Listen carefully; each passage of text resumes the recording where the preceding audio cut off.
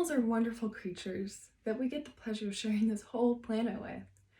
So it's no surprise why people go and turn those animals into beloved pets, or some would say family members.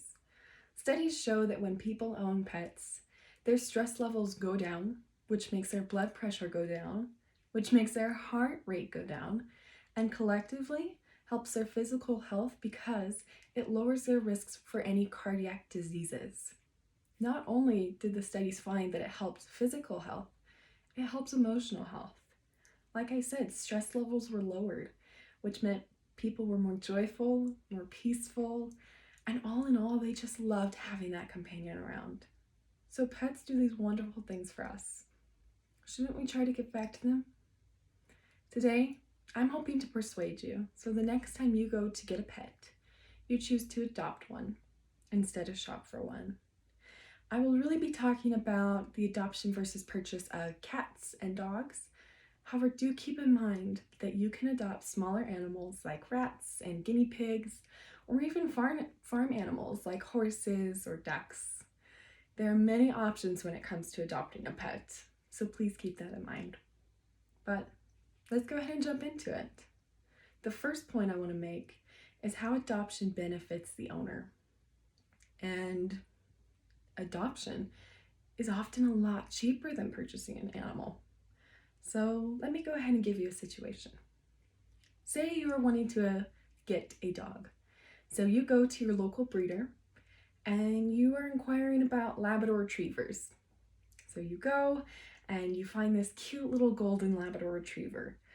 And you decide that you're going to buy him because he's just so cute and so sweet, and he's only 4 months old. He's a little baby. And so you go to buy him and he ends up costing about $3,500, say. So there you bought the puppy, but you still need to train him. You know, he's only 4 months old. He needs to be social with other people and dogs and cats. You know, you don't want to be scared that he's going to bite anyone. And then you have some medical exams and vaccines that need to get done. And so the numbers keep kind of piling up. But let's go ahead and pause that for a second. Let's rewind and put ourselves back in that situation. So you're wanting to get a dog, and instead of choosing to purchase a dog, you choose to adopt one.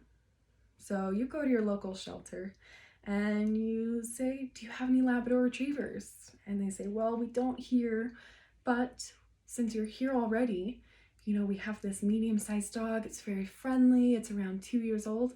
Would you like to meet him? And you do, and you love the dog. You know, very sweet. And a great thing, you know some of its history. You know that it doesn't quite love cats, but will get used to them. It's good with dogs, it's good with people and kids. So you choose to adopt it.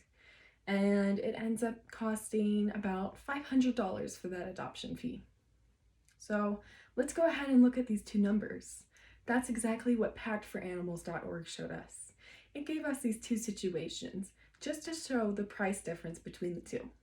So you bought the puppy, you have to train the puppy, you have medical expenses, you have accessories that need to be done, you have adopted the dog, you may have some training, you may have some medical bills, but within the first year of owning a dog, from purchasing it and adopting a dog, they found that you could save around $4,000 just by choosing to adopt.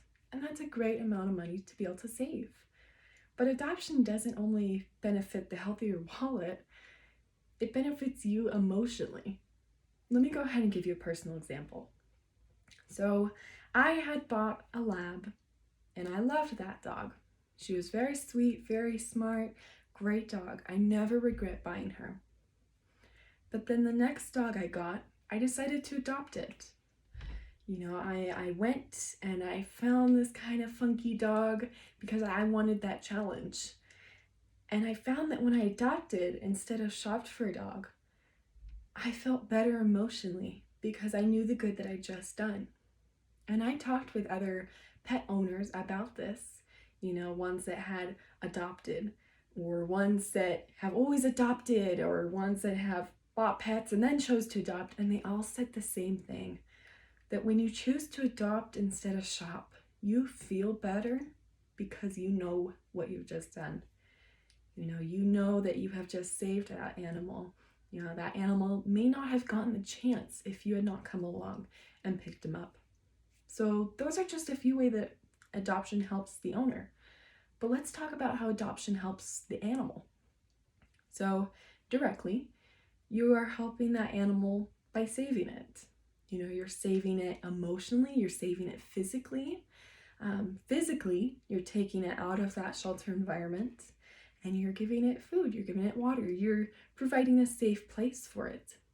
And emotionally, you're showing that animal love and you're caring for it.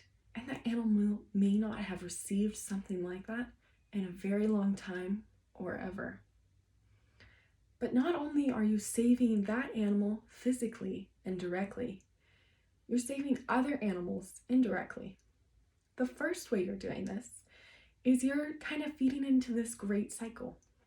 You're adopting a dog. We'll say it's a dog. It could be any animal. You're adopting a dog. You're creating space in that shelter. The shelter goes and finds another dog, brings it in. Another adoptive owner comes and adopts the dog. This cycle continues. Adopting an animal, creating space, a new animal that needs help comes in, another owner comes and adopts that animal. So when you're adopting, you're not just saving that animal directly, you're saving other animals indirectly. Another way that you're helping them indirectly is you're kind of stepping away from the puppy and kitty mill system. And you may be thinking, well, why is that an issue? Paws.org shows us that 90% of our cats and dogs come from puppy and kitty mills. It can't be that bad. Well, it wouldn't be that bad if every single breeder was very, very respectful of the animals, didn't overbred, didn't do anything wrong like that. But sadly, that's not the case for a lot of breeders. Most of the time, those breeders or those breeding facilities find breeding pairs and they breed them until those animals no longer can be bred. And once that happens, they discard those animals. And so puppy and kitty mills are often very abusive to the parents in that way, but also neglectful to the puppies and kittens themselves. And a way that they're doing this is oftentimes there are so many puppies and kittens that the corrals that they have them in are so small for the amount of animals in them. And so health issues can go unnoticed within them, and they may not have the proper food or nutrients that they need, and so they can develop health issues. So you have this new owner that comes in and decides to buy this kitten. So he takes this little kitten home, only to find out that it actually has some pretty severe health issues that were unnoticed because there were so many kittens in that corral and it wasn't being treated and it wasn't receiving the proper care. So when you're adopting, you're kind of being able to step away from that system. And a good thing to point out is that about 25% of the animals in shelters are actually purebred. And that's one of the main reasons people choose to buy an animal instead of adopt, because they want that purebred lab or they want that purebred cat, they want those purebred animals. But you can find that in a shelter if you're determined enough. So there we see where adoption helps the animal directly and helps other animals indirectly in two different ways. And to kind of help close this off, I want to go ahead and look at some pros and cons of purchasing an animal versus the pros and cons of adopting an animal. So let's go ahead and look at purchasing an animal first. A big pro about purchasing an animal is the breed. It's a for sure thing, because another pro is oftentimes the parents. You know what they look like, what they act like, do they have any hereditary diseases, anything like that. And those are two really big pros. But purchasing an animal also has some cons.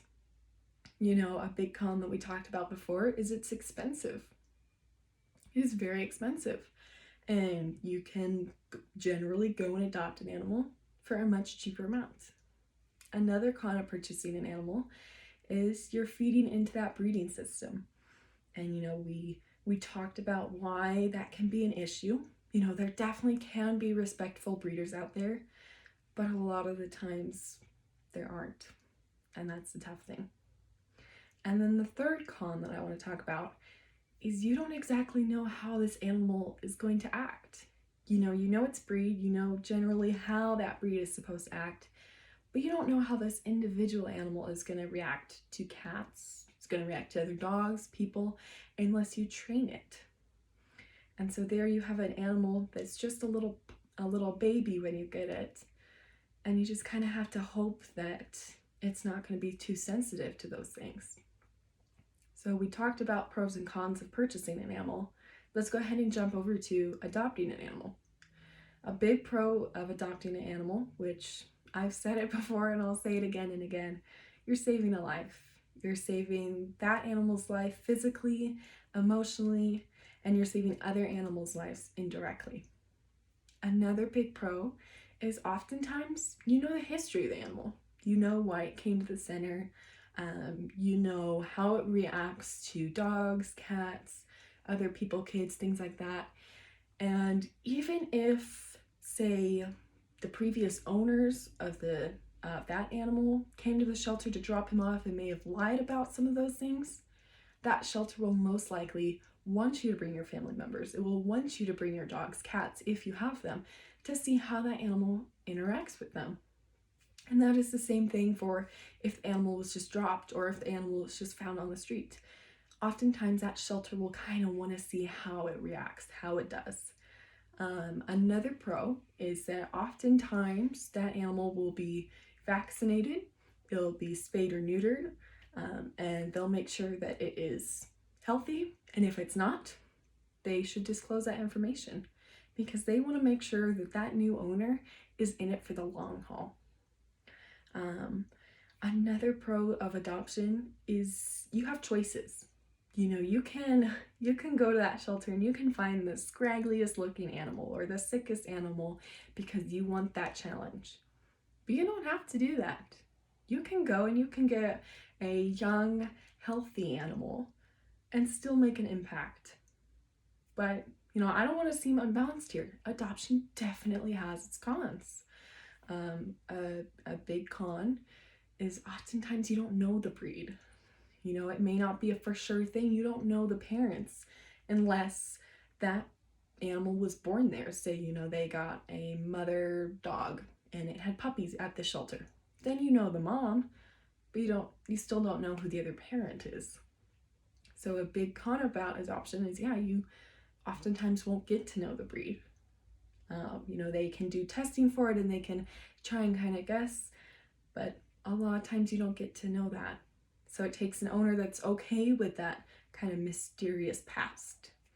And then, another con about adoption is if you are deciding to get a sicker or older animal, you will have more medical expenses. But like I said before, you don't have to adopt the scraggliest or sickest animal there. You can adopt a perfectly healthy animal while still making an impact. But I'm going to leave those pros and cons for you. Just to review real fast, we've talked about how adoption not only benefits the new owner, but it benefits animals directly and indirectly.